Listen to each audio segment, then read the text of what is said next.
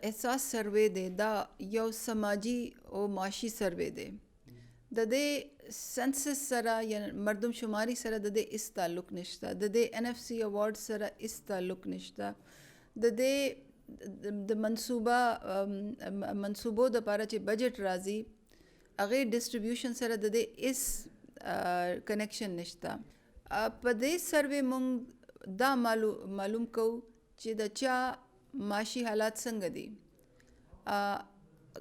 ضرورتمند دی، حاجتمند دی، غریب دی، ناداره دی.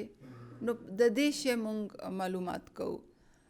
خو د وزیرستان کس که کراچۍ کې ناست دی نو همغې هم به سروې هغسې کېږي، او که هغه اسلام آباد کې ناست دی، که لاهور کې دیاړیاګانې کوي، که په اسلام آباد کې هوټل باندې تندور لګوي، که په لاهور کې هغې په فیکټرۍ کې نوکرۍ کوي او کارت باندې وزیرستان لیکلی شوی دی، نو هغې خاندان ته هغې همغسې فایده به ملاویږي. یو جرګه ماته اسلام آباد کې راغلی وه او هغه ماته دا خبره کړې وه، نو ما هغې ته ویل چې دا وزیرستان کې سروې ډیره زیاته ضروري ده. بله چې په 2010 کې پوره پاکستان کې سروې شوی او وزیرستان یو ضلع چې پاتې شوی و، هغه بیخي هلته سروې شوی نه دی. نو ځکه دا ډیر ضروري دی چې دا سروې موږ وکړو، زر وکړو. او دې سره هیڅ تاسو فکر نه لرئ چې څوک هلته دی که یخني کې ډي آی خان ته راغلی دي، که هغې ډي آی خان ته راغلی دي دلته به هغې نوم واچولی کېږي، که هغې کراچۍ کې تللی دي هلته به نوم. خو دا ډیره ضروري دی چې سروې وشي او زر وشي. د احساس کې ډیر پروګرامونه دي. موږ وایي چې د احساس چتری دی او چتری ټلې ډیر پروګرامونه دي. یو خو احساس کفالت دی، د ښځو ته د کور ښځو ته 2000 روپۍ ماهانه ملاویږي. هغه کورونو ته څه چې حقداره دي. نمبر 1.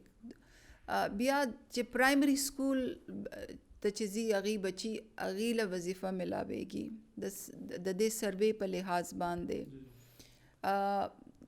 جنکو ته 2000 روپۍ او هلکانو ته 1500 روپۍ د 3 میاشتو چې هغې سکول ته لاړه شي. بیا نشو نما پروګرام دی، هغه هم به که خیري وزیرستان کې موږ شروع کوو چې خاص یو غذا دی چې ماشومانو ته ملاویږي. بیا زموږ د بلا سود قرضې پروګرام دی. بیا زموږ د احساس آمدن پروګرام دی چې د مال مویشي دا غواګانې چې هغې ورکوي، د رکشو باډیانې ورکوي، ویلډر ته د ویلډینګ سامان ورکوي.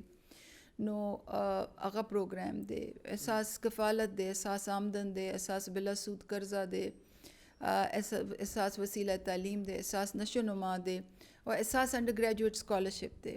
هغه چېرته اوسیږي د دې سره د سروې تعلق څه فرق نه پرېوځي. موږ خو ګورو چې ښځه خاوند هغې بچي چې دي په کم حال کې دي، که هغې په ډي آی خان کې اوسیږي، که هغې په وانه کې اوسیږي، لیه کې اوسیږي، هغې سر زموږ کار نشته. داسې نه دی چې دا مردم شماري دی او NFC اوارډ دی او د ځایونه کوټې دي، داسې خبره نشته. څوک چې چاته چې ضرورت دی هغې ته به وظیفه ملاویږي.